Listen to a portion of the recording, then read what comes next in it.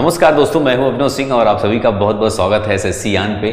तो आज मैं परसेंटेज का ऐसा सवाल लेके आया हूं जो कि आप अगर पता हो तो मुश्किल से 2 सेकंड में कोई भी सवाल कर सकते हो। बस उसका तरीका मालूम होना चाहिए और ये सभी एग्जाम्स के लिए इंपॉर्टेंट, चाहे एसएससी जीडी हो, सीजीएल हो, सीएसएस हो, यूपी पुलिस, कोई भी एग्जाम अगर आप देना चाहते हो फ्यूचर में तो ये आपके लिए बहुत खास है, क्योंकि सब में मैं देखा हूं ऐसे सवाल आते हैं।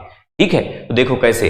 एक कर्मचारी का वेतन पहले 15% बढ़ाया गया, उसके बाद 10% कम कर दिया गया। तो इसका एक फार्मूला होता है x प्लस वाई बटे 100।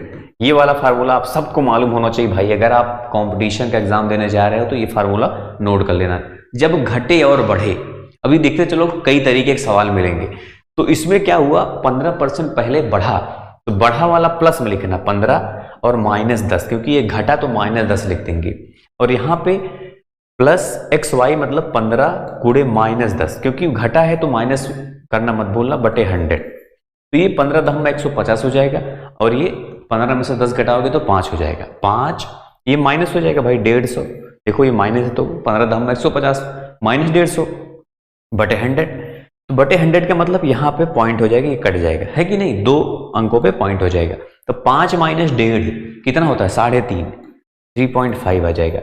प्लस में आया ना 3.5, प्लस में आया तो मतलब कि 3.5% बढ़ जाएगा। कितना फर्क पड़ा, 3.5% इंक्रीज होगा, याद रखना। अब अगला क्वेश्चन देखो, यदि एक व्यक्ति का वेतन पहले साल 12% बढ़ता है और दूसरे साल 10% घटता है, तो कुछ नहीं करना, 12 माइनस 10 माइनस 12 गुणे 10। अब ये माइनस यहां पर लिखने की बजाय सीधा यहां लिख दिया बटे 100, ये हो जाएगा 120।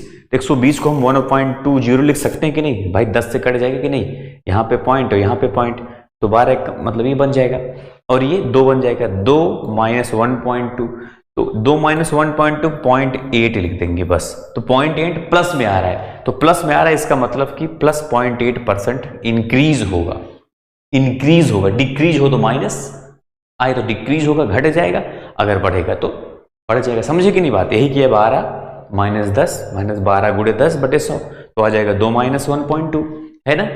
अब देखो अगला क्वेश्चन, यदि एक व्यक्ति का वेतन पहले साल 11% बढ़ता है, दूसरे साल 11% घट जाता है, तो पूछ रहा है कि उसके वेतन में कितने प्रतिशत का परिवर्तन होगा।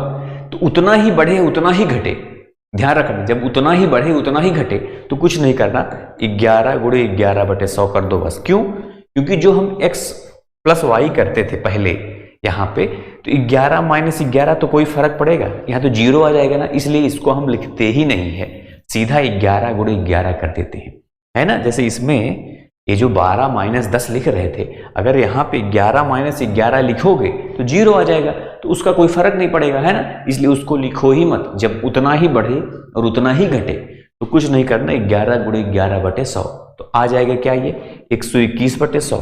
तो 121 बटे 100 का मतलब होता है यहाँ पे दशमलव। तो अब आएगा क्या, ये आएगा माइनस में। हमेशा याद रखना, हमेशा डिक्रीज होगा। जब उतना ही बढ़े और उतना ही घटे तो पहली बात तो कमी होगी, डिक्रीज होगा, घटेगा भाई, क्योंकि यहाँ पे माइनस हो जाएगा, तो माइनस 11 गुणे 11 तो माइनस 121 आएगा, है ना। तो 100 से काटोगे तो 1.21 हो जाएगा, है ना। कोई डाउट हो मुझे बता देना, समझ में ना आए तो भी बता देना मुझे, ठीक है। अगला क्वेश्चन देखते हैं, एक कर्मचारी का वेतन पहले 10% बढ़ा, फिर 10% घट गया, तब कुछ नहीं करना, -10 क्योंकि घटा है, एक बार बढ़ा है, बटे 100।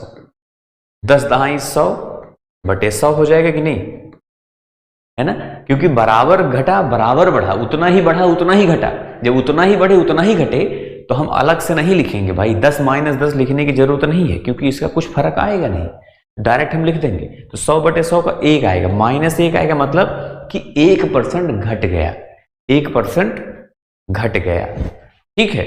जैसे अगला देख लेते हैं, चावल का मूल्य अलग है, देखो ध्यान समझ लो, चावल का मूल्य 25 रुपया प्रति किलोग्राम से बढ़ के 30 रुपया हो गया।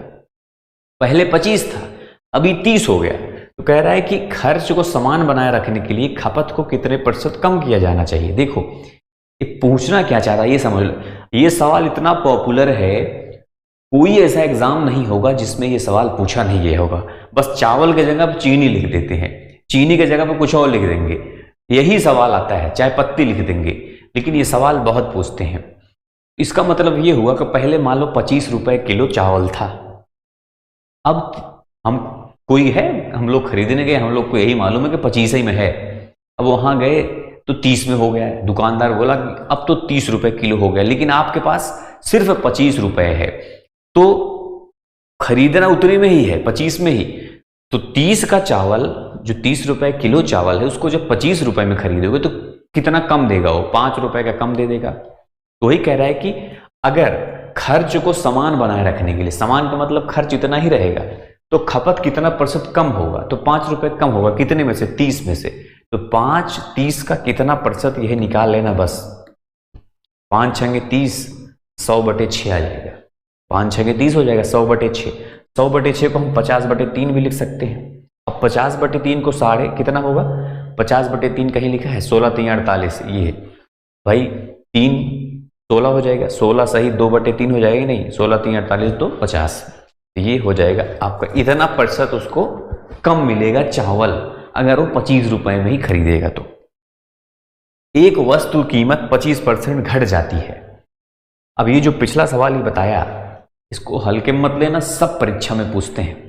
अब ये भी सवाल ऐसा ही है कि कह रहा है कि एक वस्तु की कीमत 25% घट जाती है, मूल कीमत को बनाए रखने के लिए कितना कीमत बढ़ाना पड़ेगा? मान लो कोई वस्तु है जो 100 रुपए में था पहले, अब घट के 75 हो गया, क्योंकि 25% घट गया, 25% ये घट गया, 100 से 75 हो गया।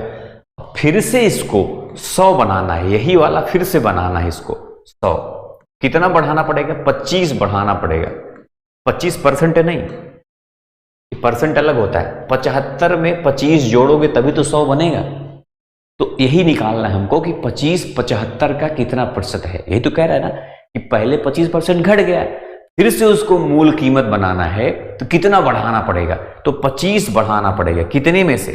75 में से। भाई 75 है तो 25 बढ़ाओगे तभी तो 100 बनेगा, गुणे 100। परसेंटेज निकालना जानते हो कि नहीं? 25 75 का कितना प्रतिशत है?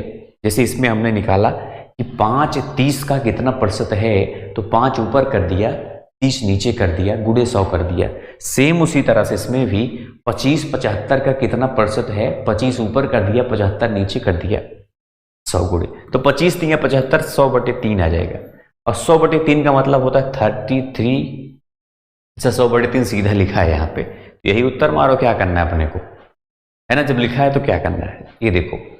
20% तक किसी वस्तु की कीमत को कम करने पर 20% की बिक्री में वृद्धि हो जाती है, तो अर्जित राजस्व पर क्या प्रभाव पड़ेगा? देखो, ये वही सवाल है जो इसके पहले था, x + y वाला। 20% घटा, 20% बढ़ा, तो वही वाला फार्मूला इसमें लगेगा। मतलब 20 गुणे 20 माइनस में रहेगा बटे 100, घाटा ही लगेगा। 2 दूना 400, 400/100 माइनस में रहेगा, तो 100 चौके 4, 4 आ जाएगा, -4%। -4% मतलब 4% कम होगा, लॉस हो जाएगा। समझे कि नहीं? अच्छा, ये तो ट्रिक था। ट्रिक मतलब बिना पेन कॉपी उठाया आप बस इसको 20 गुणे 20 400 होता है बटे 100, तो 400/100 4 ही आता है। वो भी घाटा ही लगेगा हमेशा।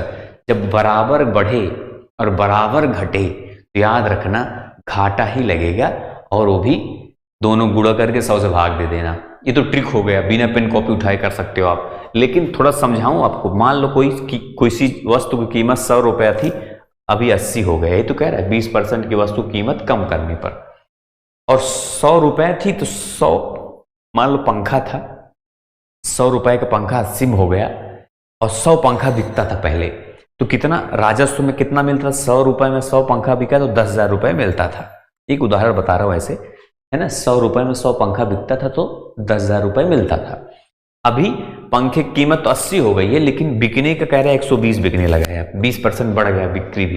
तो 12 8 96, अब 96 100 पंखा बिकेगा, रुपया मिलेगा। मतलब भाई 80 रुपए में 120 पंखा बेचोगे तो 96 100 रुपया मिलेगा, और 100 रुपए में 100 पंखा बिकोगे तो 10,000 मिलेगा। तो कम हो गया कि नहीं? 4%। देखो ऐसे काटो, 0 0 0 0, 100 से 96 हो गया, मतलब 4% घट गया। ये तो थोड़ा समझा दिया आपको। यदि टमाटर की कीमत में 25% की वृद्धि हो जाए और सुधा टमाटर पर केवल 15% अधिक खर्च करना चाहती है। ऐसे सवालों को फिर क्या कह रहे हैं, सुधा द्वारा प्राप्त टमाटर की मात्रा में कमी प्रतिशत। बहुत सिंपल सवाल है, बस दिमाग थोड़ा चलाना तो पड़ेगा भाई। 25%, मान लो टमाटर की कीमत पहले 100 रुपए थी और अभी बढ़ गई कितनी, अब 125 रुपए में हो गई, 25% गेन हो गया। जब 25%, 100 से 25% बढ़ा तो 125, परसेंटेज में हमेशा 100 रखना तो आपका आसान हो जाएगा। अब कह रहा है कि सुधा टमाटर पर केवल 15% अधिक खर्च करना चाहती, मतलब वो पहले भी 100 रुपए ही खर्च करती थी। वो जो 100 रुपए का टमाटर था 100 ही रुपए खर्च करती थी, लेकिन अब वो खर्च सिर्फ 15% ही करेगी। मतलब कितना करेगी, 115 रुपए करेगी, यही तो। अच्छा, टमाटर की कीमत हो गई 125 रुपए। वही टमाटर जो 100 में पहले मिलता था अब 125 में हो गया। 100 रुपए में वो पहले खरीदती थी, लेकिन अभी वो खर्च सिर्फ करेगी 115 रुपए। अब बताओ, जो टमाटर 125 में हो गया है अब वो खर्च सिर्फ 115 करना चाहती है, तो 10 रुपए का कम मिलेगा उसको। जाहिर सी बात है 10 रुपए का कम मिलेगा, कितने में से, 125 में से ना भाई। 125 कीमत है तो 10 रुपए का कम मिलेगा। तो हमेशा याद रखना, परसेंटेज ऐसे निकालते हैं, 10 रुपए का कम मिलेगा 125 में से, क्योंकि टोटल तो 125 रुपए में है, 10 रुपए कम दे रही हो तो मतलब 10 रुपए कम मिलेगा। 10 रुपए कम मिला 125 में से, गुणे 100, तो 25 पंचे 125 और 25 चौका 100 और 5 दूना 10, 4 दूना 8, 8% का फर्क पड़ गया उसकी। 8 कितनी कमी हो गई, 8% कम मिलेगा उसको टमाटर, है कि नहीं। तो यह बात ध्यान रखना आपको। यदि आयत की लंबाई को 50% से बढ़ाया गया और चौड़ाई को 25% से घटा दिया गया तो इसके क्षेत्रफल में कितने प्रतिशत की वृद्धि होगी। देखो, आयत क्या होता है पता है, ये आयत है और आयत का क्षेत्रफल जो होता है लंबाई गुणे चौड़ाई ही होता है, L गुणे B। तो ऐसी स्थिति में ये सवाल बहुत आता है। ये जीडी का है, भले ही लिख दिया हूं जीडी, ऐसे सभी, कोई जीडी का है, कोई सीजीएल का है, कोई एमटीएस का है, कोई सीएचएसएल का है, वो बात छोड़ो। हर एग्जाम में ऐसे सवाल आते हैं जो मैं आपको बताया, इतना ध्यान रखना है आपको, हल्के में नहीं लेना ऐसे सवालों को। अच्छे सीख गए तो आप फटाफट कर लोगे। इसमें भी वही फार्मूला लगेगा, कौन सा, x + y + xy बटे 100। क्यों, क्योंकि भाई लंबाई गुणे चौड़ाई तो होता है। मान लो दोनों 100 था, मान लो दोनों 100 थे, ये भी 100 था, ये भी 100 था। अब वो 100% बढ़ गया, 150 हो गया, और ये 25% घट गया, 75 हो गया।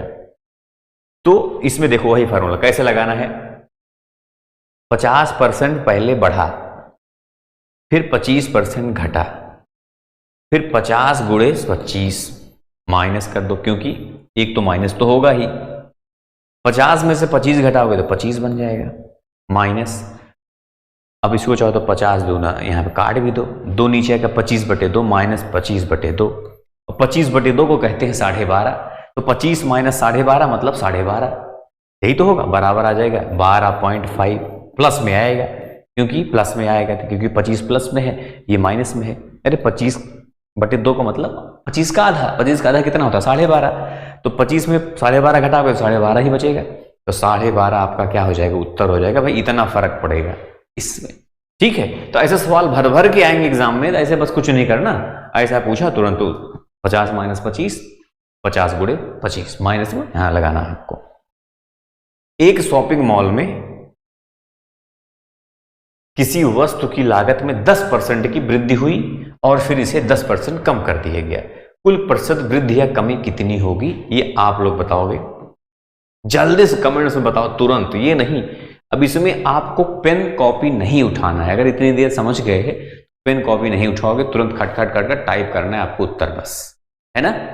अगर अच्छी लगी हो तो भाई लाइक भी करना है, मान लो सब्सक्राइब करके घंटी दबा के ऑल पे प्रेस कर देना, ताकि आपको जो भी मैं क्लास लाऊं, जो भी ट्रिक बताऊं, सब आपको मिलता रहे और हमेशा आप पढ़ते रहो और अपने जीवन में सफल हो जाओ। यही चाहता हूं, है कि नहीं। और तो सब लोग जुड़ जाना मेरे साथ, परिवार के सदस्य जरूर बनना दोस्तों। बस इस क्लास में इतना ही, फिर मिलते हैं नेक्स्ट क्लास में, तब तक के लिए जय हिंद, जय भारत।